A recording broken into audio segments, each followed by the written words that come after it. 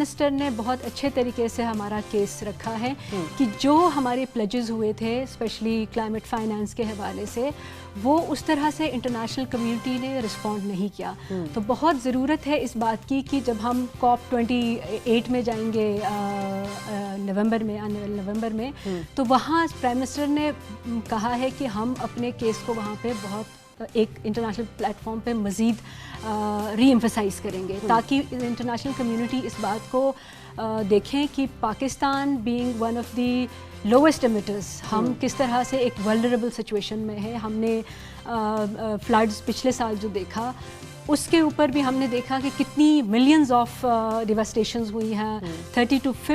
40 billion کا ہمیں نقصان ہوا ہے. تو پلیجز ہم نے بہت دیکھی ہیں لیکن پاکستان آئی ایم شیور اس پوزیشن میں اپنے اس فورم کے اوپر اپنی پوزیشن کو بہت بہتر طریقے سے